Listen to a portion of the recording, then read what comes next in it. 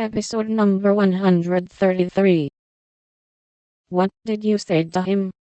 Asked Mrs. March. I only said I was too young to do anything about it yet, that I didn't wish to have secrets from you, and he must speak to father. I was very grateful for his kindness, and would be his friend, but nothing more, for a long while. Mrs. March smiled, as if well pleased, and Jo clapped her hands, exclaiming, with a laugh, "You are almost equal to Caroline Percy, who was a pattern of prudence." Tell on, Meg. What did he say to that? He writes in a different way entirely, telling me that he never sent any love letter at all, and is very sorry that my roguish sister, Jo, should take liberties with our names. It's very kind and respectful, but think how dreadful for me. Meg leaned against her mother, looking the image of despair, and Jo tramped about the room, calling Laurie names. All of a sudden she stopped, caught up the two notes, and after looking at them closely, said decidedly, "I don't believe Brooke ever saw either of these letters. Teddy wrote both, and keeps yours to crow over me with because I wouldn't tell him my secret." "Don't have any secrets, Jo. Tell it to mother, and keep out of trouble, as I should have done," said Meg warningly. "Bless you, child. Mother told me." "That will do, Jo. I'll comfort Meg while you go and get Laurie.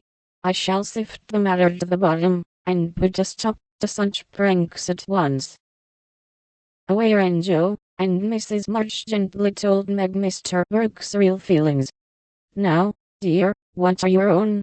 Do you love him enough to wait till he can make a home for you, or will you keep yourself quite free for the present?" "I've been so scared and worried, I don't want to have anything to do with lovers for a long while, perhaps never," answered Meg petulantly. "If John doesn't know anything about this nonsense, don't tell him, and make Jo and Laurie hold their tongues. I won't be deceived and plagued and made a fool of. It's a shame."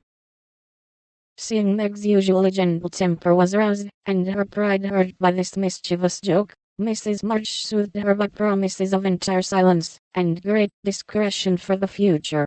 The instant Laurie's step was heard in the hall, Meg fled into the study, and Mrs. March received the culprit alone. Jo had not told him why he was wanted, fearing he wouldn't come, but he knew the minute he saw Mrs. March's face, and stood twirling his hat with a guilty air, which convicted him at once.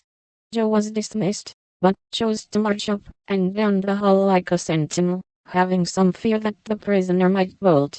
The sound of voices in the parlor rose and fell for half an hour, but what happened during that interview the girls never knew. When they were called in, Laurie was standing by their mother with such a penitent face that Jo forgave him on the spot, but did not think it wise to betray the fact. Meg received his humble apology, and was much comforted by the assurance that Brooke knew nothing of the joke. "I'll never tell him to my dying day, wild horses shan't drag it out of me, so you'll forgive me, Meg, and I'll do anything to show how out and out sorry I am," he added, looking very much ashamed of himself.